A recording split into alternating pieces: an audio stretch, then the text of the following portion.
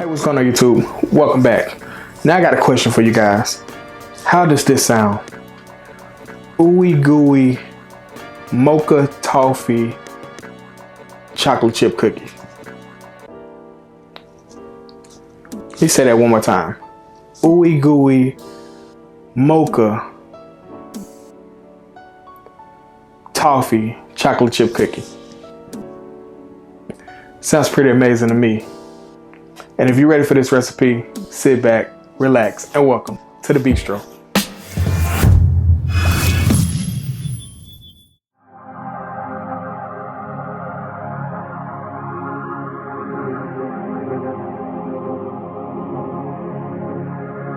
You all on my lane, you all on my lane. You ain't overlooked, so get out the way. I gave you the book, I gave you the game. The boy got a cook, the boy got a flame, Serving in the kitchen like you Nino. Plenty bitchin', whipping different flavors like a bistro. Kick it, dip it, flip it, keep it hunting like a seed note. Switching, keep it pimping every single place that he go. I got it. Lathan got the flame, Lathan got the flame. Boy, you know the name, get up out the way. Lathan got the flame, Lathan got the flame. Stay up out the kitchen if you ain't the one that's whipping, huh? Hey, yo, Lathan, man, cook them boys up something real quick, man. Welcome back to my channel. Now this is for our mocha cookies here. So we got a bunch of different ingredients. Like I told you in the video one, our mise en place.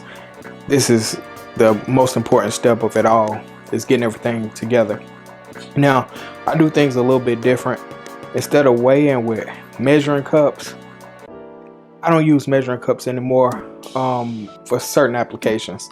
And baking is one of those. I've gotten into the habit of using scales because it's just more consistent. You think about it, you take a cup of flour and he take a cup of flour and she take a cup of flour. It's all a cup of flour, but if we weigh it out, they're all weigh something different.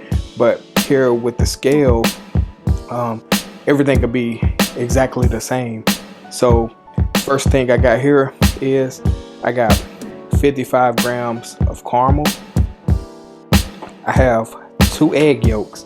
Now usually you'll use whole eggs, but for this step, for this recipe, I want to use egg yolks because I want a more custody feel, more chewy cookie. We have 45 grams of chopped pecans. We have 50 grams of toffee. We had a stick of butter, which is roughly 115 grams. Might be a gram or two off, but majority of the time it's 115 grams. We got a 1/4 teaspoon of vanilla, as well as a 1/4 teaspoon of hazelnut extract. We have 100 grams of plain granulated sugar.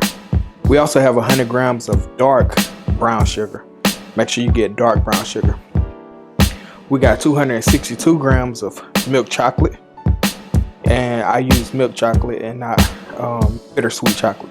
So make sure you get the milk chocolate. We got 1 tablespoon of cornstarch and a 1/2 teaspoon of baking soda. We got a 1/2 teaspoon of pink salt, and we got 185 grams of all-purpose flour. So first step we're gonna do is we're gonna add the cornstarch and the baking soda to the all-purpose flour with the salt. We're gonna sift that, and then we're gonna get our butter and our sugar into our mixer and begin to cream that. Now what you see me doing now is just sifting the flour. If you don't have a sifter, don't worry about it, but if you do have a sifter, I feel like it'll give you a better product at the end. Like I said, if you don't have one, don't worry about it, but if you do, use it. Now this next step, this is a very crucial step, and what you want to do is get that butter in there, and make sure your butter is room temperature as well as the eggs. It'll make for a better product, and I know I keep saying better product, but it's real. But this next step is for baking in general is very important, and it's called the creaming method. What you're doing is you're taking the butter and the sugar and you're just incorporating it together.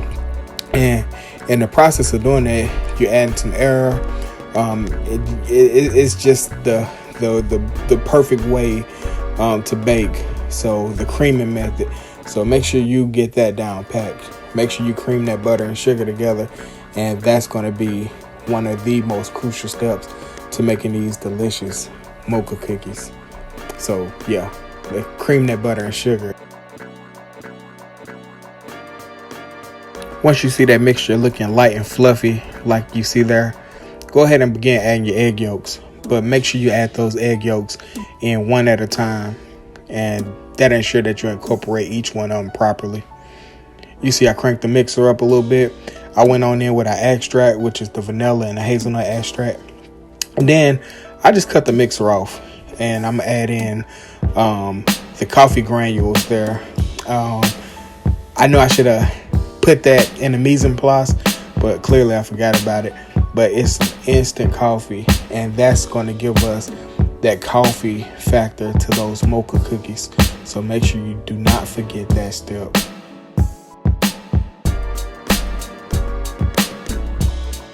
So now that we got the coffee incorporated, we're going to go in little by little with our flour mixture. Just try not to work this dough too much, because you don't want those cookies to become really tough.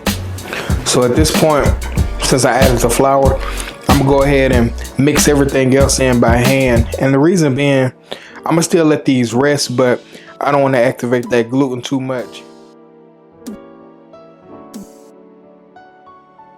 So yeah, the remainder of the ingredients included the toffee, the pecans, and the chocolate chips, and I just folded those in.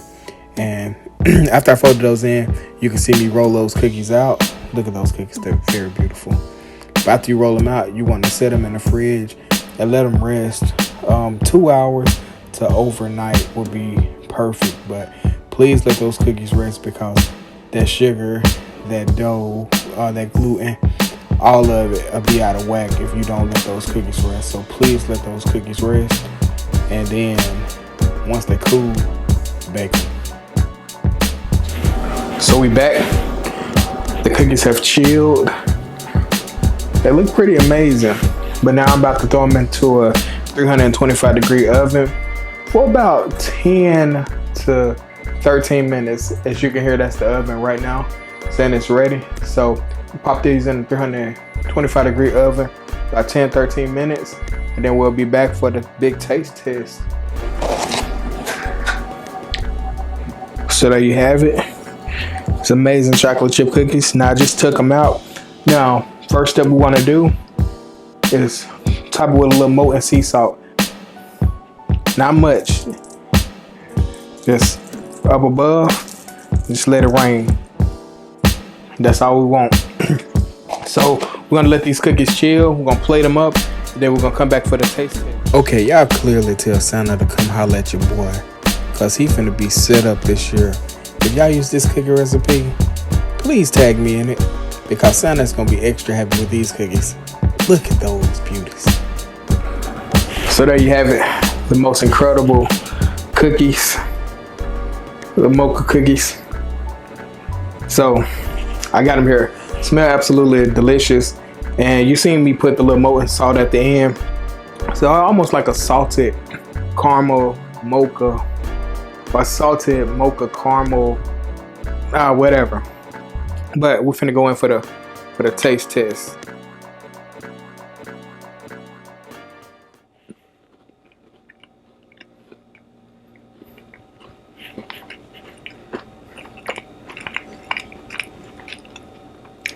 If these not the best cookies you ever had in your life, they're pretty dang close to it. So you got the recipe, you seen it, so now it's your time to go home and make it. These would be pretty awesome to set out for Santa too. Just throwing that out there for Christmas, holiday cookies. But yeah, man, thank you guys for tuning in this week, and thank you guys for always accepting the invitation to my world, my house, my kitchen. Until next time.